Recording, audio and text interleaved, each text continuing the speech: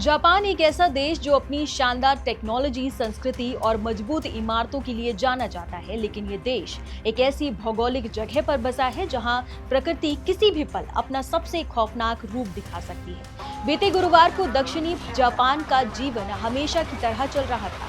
लोग अपने घरों और दफ्तरों में थे, तभी अचानक जमीन में एक भयानक करवट हुई।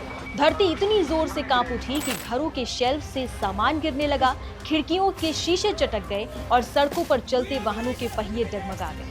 ये कोई आम झटका नहीं था, ये 7.1 तीव्रता का एक शक्तिशाली भूकंप था जिसने जापान के क्यूशू द्वीप और उसके आसपास के इलाकों को बुरी तरह से झकझोर कर रख दिया। आइए गहराई से समझते हैं कि आखिर क्या हुआ और इस भूकंप के बाद जापान को किस नए खतरे की चेतावनी दी गई है। नमस्कार, मेरा नाम है अनुश्री गुप्ता और आप देख रहे हैं एनडीटीवी इंडिया।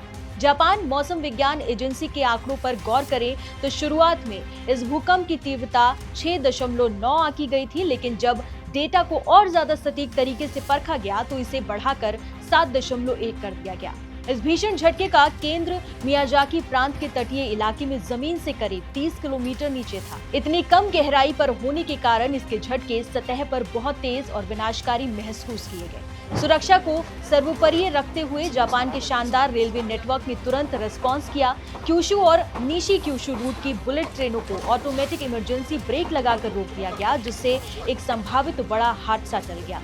मियाजाकी एयरपोर्ट से सामने आए दृश्यों ने दिखाया कि कैसे खिड़कियों के कांच टूटने के बाद लोग घबराकर ऊपरी मंजिलों की तरफ भाग रहे थे, क्योंकि भूकंप के तुरंत बाद एक और बड़ा डर लोगों के दिलों में बैठ गया था, सुनामी का डर। जापान का इतिहास गवाह है कि वहां भूकंप से ज्यादा तबाही अक्सर समंदर की लहरें यानी सुनामी लेकर आती है। 2011 का वो मंजर आज भी लोगों को याद है। यही वजह है कि 7.1 तीव्रता वाले झटके के तुरंत बाद मौसम विभाग ने अलर्ट सायरन बजा दिए।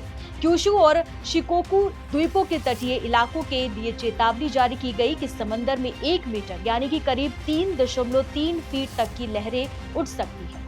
प्रशासन ने सख्त हिदायत दी कि लोग समंदर और नदियों से दूर चले जाएं। कुछ ही देर बाद मियाजाकी बंदरगाह और अन्य तटीय इलाकों में 50 सेंटीमीटर तक की लहरें दर्ज की गई है। लहरें अनुमानित से छोटी जरूर थी, लेकिन इसने ये साबित कर दिया कि चेतावनी कितनी सटीक और जरूरी थी। एहतियात के तौर पर हजारों लोगों को सुरक्षित और ऊंचे स्थानों पर ले जाया गया है। इतने बड़े भूकंप के बावजूद जापान ने अपनी मजबूत तैयारी का लोहा मनवाया है। अब तक किसी बड़ी जनहानि की खबर नहीं है, हालांकि कुछ लोगों को मामूली चोटें जरूर आई हैं। सबसे बड़ी राहत की खबर ये रही कि प्रभावित इलाकों के सभी न्यूक्लियर पावर प्लांट सुरक्षित हैं और वहां कोई भी असामान्य गतिविधि नहीं देखी गई।